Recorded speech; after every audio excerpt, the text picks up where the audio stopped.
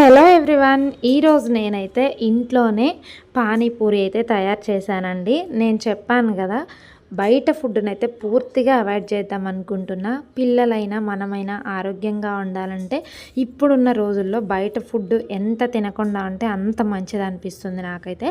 అందుకని చెప్పేసి నేను పిల్లలకి ఏదైనా ఇంట్లోనే తయారు చేసి పెడుతున్నా. నాకు రానిదైనా సరే నేర్చుకొని తయారు చేసి పెడుతున్నాను అనమాట.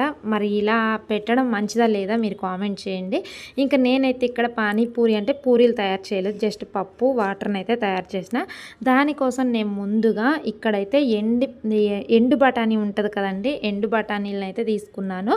వాటిని ఒక 4 గంటల పాటు అయితే వాటర్లో వేసి ఇలా నానబెట్టేసుకున్నాను అనమాట. ఒక నైట్ అంతా ముందు నానబెట్టుకోవచ్చు, లేదంటే జస్ట్ మనం ఒక 4 గంటలు నానబెట్టుకున్నా సరిపోతుంది. తర్వాత ఇలా కుక్కర్ తీసుకొని కుక్కర్లో మనం వీటిని అయితే వేసేసుకోవాలి. మనకి ఎంత క్వాంటిటీ కావాలంటే అంత క్వాంటిటీ వేసుకోవచ్చు. నేనైతే జస్ట్ ఒక కప్పు వేసుకొని అందులో వాటర్ పోసుకొని ఇలా పొయ్యి మీద అయితే పెట్టుకుంటున్నాను. దీన్ని వచ్చేసి మనం ఒక 4 విజిల్స్ వచ్చేంత వరకు ఉడికించుకోవాలి. ఇంకో పక్క నేనైతే బంగాళదుంప, ఒక చిన్న బంగాళదుంపని అయితే తీసుకుంటున్నా, టేస్ట్ ఇంకా బాగుండడం కోసం. ఒకవేళ మీరు వద్దు అనుకుంటే మీరు స్కిప్ చేసేసేయచ్చు. నేనైతే పక్కన బంగాళదుంప కూడా ఉడికించుకుంటున్నా. ఇంకా అవి రెండు ఉడికేలోపు నేను ఇక్కడ వాటర్ తయారు చేస్తున్నాను. దానికోసం నేను ముందుగా ఒక 3 పచ్చిమిర్చి అయితే కట్ చేసి వేసుకున్నా. అలాగే కొత్తిమీర, పుదీనా కూడా, కొత్తిమీర కాడలతో సహా నేను శుభ్రంగా కడిగి వేసుకున్నాను. పుదీనా వచ్చేసి ఒక అరకట్ట మాత్రమే పుదీనా వేసుకున్నానండి. కారం కూడా మీకు సరిపోయినంత వేసుకోవచ్చు. మీకు ఎక్కువ కావాలంటే ఎక్కువ వేసుకోవచ్చు, తక్కువ కావాలంటే తక్కువ వేసుకోవచ్చు. ఇందులో ఒక అరచెక్క మాత్రం నిమ్మకాయ పిండుతున్నాను, పులుపు కోసం, టేస్ట్ కోసం. కాబట్టి నేను కొంచెం పిండుకుంటున్నా. మీకు ఒకవేళ నచ్చితే పిండొచ్చు, లేకపోతే స్కిప్ చేయొచ్చు. కానీ నిమ్మకాయ అనేది కంపల్సరీ ఒక అరచెక్క అయితే వేయాలండి. అప్పుడే మనకు ఆ ఫ్లేవర్ అనేది, టేస్ట్ అయితే బాగుంటుంది. ఇంక వీటిల్లో కొంచెం వాటర్ వేసేసి మనం మెత్తగా గ్రైండ్ చేసుకోవాలి. ఇలా పేస్ట్ లాగా గ్రైండ్ చేయాలి. ఎక్కడ కూడా మనకి ఈ పిప్పులాగా ఉండొద్దు అనమాట, ఇలా వాటర్ లాగా ఉండాలి. ఇందులోనే నేను వచ్చేసి ఒక 2 లోటాల వాటర్ అయితే పోసుకుంటున్నా. అంటే ఒక లోట 2 లోటాలు దానికి సరిపడా ఇలా వాటర్ అయితే పోసుకొని దాన్ని అయితే నేను ఇలా వడకట్టుకున్నాను. అందులోనే ఒక నిమ్మకాయ సైజ్ అంతా చింతపండు కూడా నానబెట్టుకొని ఆ చింతపండు గుజ్జునైతే తీసుకున్నాను నేను. దాన్ని కూడా ఈ వాటర్లో కలిపేసా. దీంట్లోనే టేస్ట్కి సరిపడా సాల్ట్, అలాగే కొంచెం కారం, తర్వాత గరం మసాలా, ఇది ఇంట్లో చేసుకుంది ఉంటే వేసుకోవచ్చు, నేనైతే బయట నుంచి కొనుక్కొచ్చా. అలాగే చాట్ మసాలా అంటారు కదా, అది కూడా కొంచెం అయితే వేసుకుంటున్నాను.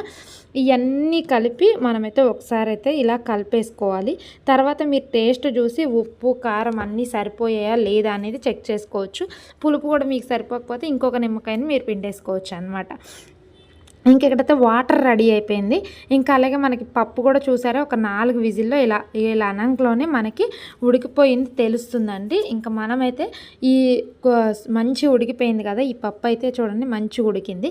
దీన్ని ఒక పక్కగా పెట్టుకొని దీన్ని కూడా కొంచెం మిక్సీ గిన్నెలోకి అయితే తీసుకుంటున్నా. ఇందులో మనం 2 భాగాలు చేయాలన్నమాట. మనం ఉడకబెట్టుకున్న పప్పుని 2 భాగాలు చేసేసి సగం భాగం అయితే మిక్సీ పట్టుకోవాలి. సగం అంటే మరీ సగం కూడా కాదు, కొంచెం తక్కువనే తీసుకోవాలన్నమాట. వాటర్తో సహా ఇది మనం మిక్సీలోకి తీసుకొని కొంచెం సేపు ఆరనిచ్చాలి. ఆరనిచ్చి పక్కన పెట్టేసుకోండి. ఇంకా అలాగే నేనైతే ముందుగా ఒక ఆలుగడ్డ కూడా ఉడకబెట్టాను కదా, అది కూడా మంచిగా ఉడికింది. దాన్ని కూడా పొట్టు తీసేసి సన్న ముక్కలుగా కట్ చేసేసి వాటిని కూడా ఈ మిక్సీలో అయితే వేసుకుంటున్నా. ఇప్పుడు ఈ బఠానీ అలాగే ఈ ఆలుగడ్డ కలిపి మెత్తని పేస్ట్ లాగా అయితే పట్టుకుంటున్నా. దీంట్లో నేనైతే ఒక చిటికెడు పసుపు వేసుకోవడం మర్చిపోయినా, మీరైతే పసుపు వేసుకోండి, అప్పుడు మనకి ఎల్లో కలర్లో కనిపిస్తుంది. నేను పసుపు వేయలేదు కాబట్టి ఇది వైట్ అయిందనమాట. ఇంకా అలాగే ఒక పక్కనైతే నేను పప్పును రెడీ చేయడానికి ఒక ఉల్లిగడ్డ అలాగే టమాటాని సన్న ముక్కలుగా కట్ చేసి అయితే పెట్టుకున్నా. ఇంక ఇక్కడ పొయ్యి మీద కళాయి పెట్టుకొని కొంచెం ఆయిల్ వేసుకుంటున్నా. ఈ ఆయిల్లో కొంచెం జీలకర్ర వేసుకుంటున్నా. దీంట్లో కావాలంటే మీరు బిర్యానీ ఆకు కూడా వేసుకోవచ్చు, నేనైతే వేసుకుంటలేను. నేను జస్ట్ జీలకర్ర వేసేసి దాంట్లో కట్ చేసిన ఉల్లిపాయ ముక్కలు కూడా వేసానండి. ఇదైతే కొంతసేపు అయితే వేగనివ్వాలి, మనకి బంగారు రంగు వచ్చేంత వరకు కూడా ఉల్లిపాయని మంచిగా ఆనియన్లో అయితే ఇలా వేపుకోవాలన్నమాట. చూసారు కదా ఎలా వేగుతుందో. నిజంగా ఇవి మనం ఇంట్లో తయారు చేసి పెట్టుకుంటేనే పిల్లలకి కూడా ఆరోగ్యం అనమాట. బయట మనకి ఏం కలుపుతారో ఏం చేస్తారో తెలియదు కదా, అందుకనే నేనైతే ఇంట్లో చేస్తున్నాను. ఇంక ఇక్కడ ఉల్లిగడ్డ కొంచెం మనకి మగ్గిన తర్వాత సన్నగా కట్ చేసి పెట్టుకున్న టమాటా ముక్కలు కూడా దీంట్లో వేసేసుకున్నా. ఇవి రెండు కూడా మంచిగా కలిపేసేసి మూత పెట్టేసేయాలి. ఒక 2 or 3 minutes మూత పెడితే మనకైతే మగ్గిపోతాయి. కొంచెం మగ్గిన తర్వాత చిటికెడు పసుపు అయితే వేసుకుంటున్నా కలర్ కోసము. అలాగే కొంచెం రుచికి సరిపడా సాల్ట్ వేసుకుంటున్నాను. ఇవి మనం ఉప్పు పసుపు వేయడం వల్ల టమాటా ముక్కలు ఇంకా త్వరగా మనకైతే మెత్తగా ఉడుకుతాయి అన్నమాట. అవి రెండు వేసిన తర్వాత ఒక 2 మినిట్స్ అట్లా బాగా దీన్ని అయితే మగ్గనివ్వాలి. మీరు కావాలంటే దీంట్లో అల్లం పేస్ట్ కూడా వేసుకోవచ్చు. నేనైతే ఎటువంటి మసాలాలు వద్దనుకొని నేను జస్ట్ నార్మల్గా చేస్తున్నాను. ఇంక ఇవి రెండు కూడా మనకి చూసారా మంచిగా మగ్గిపోయినాయి అన్నమాట. మగ్గిన తర్వాత దీంట్లో మనం ఏదైతే మిక్సీ పట్టుకున్న ఆలుగడ్డ బఠానీ పేస్ట్ ఉంది కదా, ఆ పేస్ట్ని అయితే దీంట్లో వేసి దీన్ని ఒకసారి మొత్తం కూడా ఇలా కలిసేంత వరకు టమాటా ముక్కలు ఉల్లిపాయ ముక్కలు మొత్తం కలిసి కొంచెం కలర్ చేంజ్ అయ్యేంత వరకు కూడా దీన్ని అయితే మనం మంచిగా కలుపుకోవాలి. కలుపుకున్న తర్వాత ఒక 1 మినిట్ అయితే మనం ఇలా మూత పెట్టేసి ఒక 1 మినిట్ పాటు ఉడకనిచ్చిన తర్వాత తీస్తే మనకి ఇలా అవుతుంది.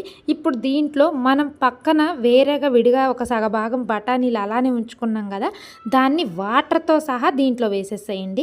వాటర్తో సహా దీంట్లో వేసిన తర్వాత దీన్ని కూడా బాగా అంతా కలిసేలాగా అయితే కలుపుకోవాలి. చూడండి నేను కలుపుకుంటున్నాను కదా, ఇలా మొత్తం కలిసేలాగా. అంటే మనకి బఠానీ గింజలు అలాగే కొంచెం పేస్ట్ తగులుతూ ఉంటేనే మనకు టేస్ట్ బాగుంటుంది. అచ్చం ఇత్తులు ఉన్నా కూడా బాగుంటుంది కదా, అందుకని నేను మిక్సీ పట్టా. దాంట్లో అయితే కొంచెం రుచికి సరిపడా సాల్ట్ వేసుకున్నాను. అలాగే కారము, మీరు కారం ఎంత తింటారో అంత వేసుకోండి. దీంట్లోనే గరం మసాలా కూడా కొంచెం వేసుకుంటున్నాను. అలాగే మనకి చాట్ మసాలా ఉంటుంది కదా, చాట్ మసాలా గరం మసాలా మస్టర్డ్ అండి. కంపల్సరీ పప్పులోనైనా వాటర్లోనైనా ఈ 2 వేయాల్సిందే. వేస్తేనే మనకు టేస్ట్ అయితే మంచిగా ఉంటుంది. ఇంక ఇక్కడైతే అవన్నీ వేసిన తర్వాత చూడండి ఇలా మంచిగా కలుపుకున్న తర్వాత కొంచెం దీన్ని అయితే వాటర్ వేస్తున్నాను. దీంట్లోనే మీరు కావాలంటే క్యారెట్ వేసుకోవచ్చు.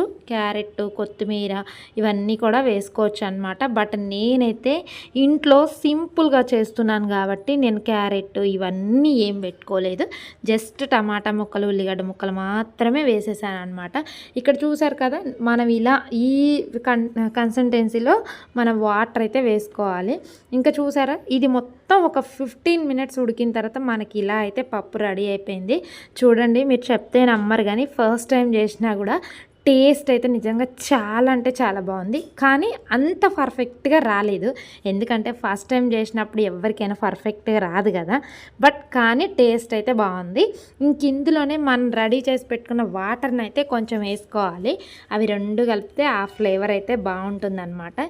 ఇంక ఇక్కడ పూరీలు వచ్చేసి నేను మొన్న బయట 100 రూపీస్కి ఒక ప్యాకెట్ తీసుకొచ్చానండి. 100 పూరీలు వచ్చినాయి. ఆ రోజు నేను ఆ 100 పూరీలతో పాటు ఒక 30 రూపాయల పప్పు అన్నీ విడిగా బయట కట్టించుకొచ్చా. అందుకని ఈ పూరీలు అలా మిగిలిపోయినాయి. ఇంకా వాటిని మళ్ళీ బయట నుంచి ఎందుకు తేయటం అని చెప్పేసి నేను యూట్యూబ్లో చూసి ఈరోజు నేర్చుకొని పిల్లలకైతే ఇలా అయితే చేసి పెట్టా అనమాట. నిజంగా చెప్తున్నా టేస్ట్ అయితే నిజంగా చాలా అంటే చాలా బాగుంది. మరి నేను ఇలా అన్నీ ఇంట్లో తయారు చేయడం మీకు ఎలా అనిపిస్తుందో కామెంట్ చేయండి. మరి ఫస్ట్ టైం చేసిన ఈ పానీపూరి మీకు ఎలా అనిపించిందో కూడా కామెంట్ చేయండి. వీడియోని లైక్ చేయండి. మరిన్ని ఇలాంటి మంచి వీడియోస్ కోసం మన ఛానల్ని సబ్స్క్రైబ్ చేయండి. Thank you.